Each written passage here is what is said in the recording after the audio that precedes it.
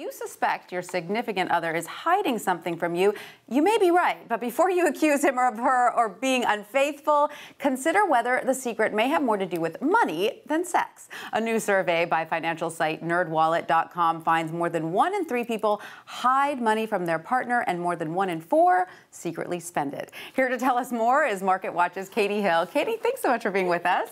So this new survey suggests there's a lot of blurring the numbers when it comes to money and relationships. Yes, people hide cash, they hide purchases, so there's a lot of it. And you know, this is a sad fact, but women actually do it slightly more than men. I don't know why this is, but that's sort of the reality of the situation. But yeah, there is a lot of money secrets that go on within couples. And I was like, 1 in 3, 1 in 4, those are significant numbers. Yeah. And this recent survey just backs up some previous research, is that right? Yes, so a lot of surveys show exactly the same thing. We hide money. About 15% of people have a secret bank account from their spouse. I was like, heart flutter here. Wow. And 10% lie about how much they earn. So a lot of times that's a bonus, and they just kind of say, what bonus? I don't know where that went. Create another bank account with that surplus. I was like, no, people. I have to admit, I am guilty of buying certain things that I don't necessarily share with my spouse, but it's sort of a need-to-know basis. I feel like he doesn't need to know about every single pair of shoes I buy. Because they don't understand why they cost so much, and I don't understand why he needs another television. I'm like, our TV is like as big as our house. Why do we need another one? He's like,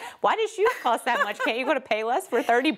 And we're getting to the root cause of why sometimes people hide purchases, right? Because you feel your spouse won't understand. Yeah, so you feel your spouse won't understand. Sometimes you feel your spouse is going to be angry about them. A lot of times that's because of a misunderstanding. And sometimes people, it just doesn't occur to them that they need to share even a big purchase. You know, especially if you're newly married and you're sharing your finances now for the first time, you're like, it's kind of like a growing pain figuring out, what do I share, what do I not share, what should I do? But you should be pretty honest. That's kind of the bottom line. Well, experts do say that. Of course they say that. Experts always say honesty is the best policy. Easier said than done. Yada, yada. But how are we supposed to do this? You know what? So this is actually good advice from all the experts I talked to. Have a monthly money meeting. So you have certain financial goals. We're going to save for retirement. We're going to, whatever, get out of debt, do all these things.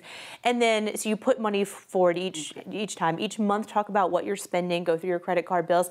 And then each couple, you give the woman and the man, or the 2 men or the 2 women, whatever it is, a slush fund. So say you get $200 each month and you can buy whatever you want. So go to the shoe store if you want to, buy some electronics if you want to, but have that money as your free money. You don't need to tell them what you spend it on, but it's budgeted out so that someone's not like, why did you buy a $200 pair of shoes? It's feeling like you have some autonomy that makes a difference. And so do that. Catey Hill, thank you so much for that.